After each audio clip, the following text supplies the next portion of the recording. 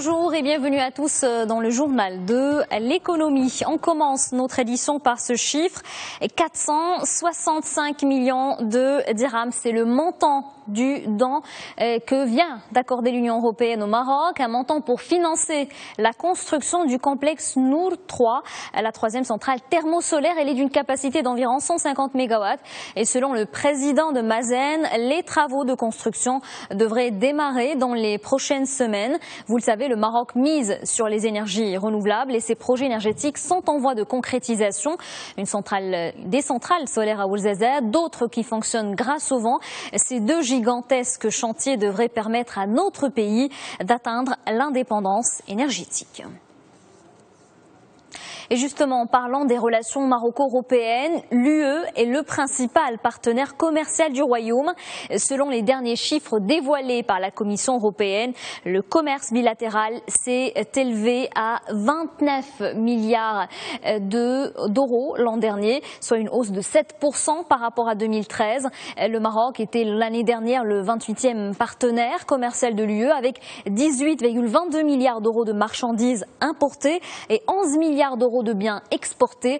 Les produits non agricoles se taillent la part du lion dans les échanges commerciaux. Ils représentent 25 milliards d'euros. Maroc toujours, la ville d'El Jadida accueille la 3e édition du Forum de la mer. L'événement traite des problèmes des ressources du littoral marocain. C'est aussi l'occasion de dévoiler les derniers chiffres de la stratégie maritime 2030. Et selon le ministre chargé du transport, 30 milliards de dirhams ont été investis dans ce programme sectoriel depuis 2012. Des investissements destinés à l'infrastructure portuaire et à la refonte et le déplacement de certains ports.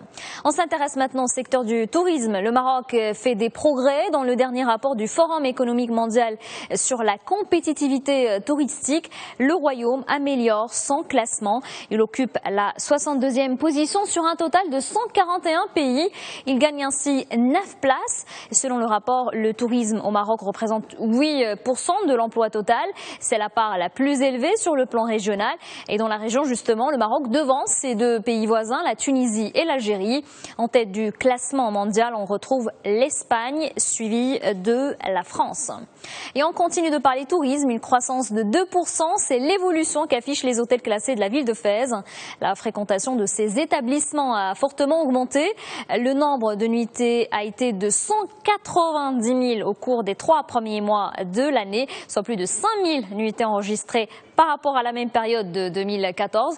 Et en ce qui concerne les arrivées, ils ont été de l'ordre de 94 000 ce premier trimestre. Les principaux marchés émetteurs sont l'Allemagne, la France, l'Italie et l'Espagne. Et en termes d'offres, les maisons d'hôtes cumulent la majorité des nuitées. Le taux d'occupation a atteint 33%. Sur la deuxième marche du podium, on retrouve les hôtels 5, 4 et 3 étoiles. Un mot de bourse maintenant. 11 sociétés cotées ont été sanctionnées par le Conseil déontologique des valeurs mobilières. Elles sont épinglées à cause de leur retard à publier leur profit warning. 6 d'entre elles doivent payer jusqu'à 121 000 dirhams pour ne pas avoir publié d'alerte sur les résultats. Et ces sociétés sont IB Maroc, Medpaper, SNEP, Sotema, Stockvis et Unimer. Les 5 autres entreprises sont sanctionnées pour leur retard à publier leur profit warning. Il s'agit de BMCI, Involis, Jet Contractors, SRM et enfin Feni Brossette. Et en tout, les 11 sociétés devront payer au Trésor 715 000 dirhams.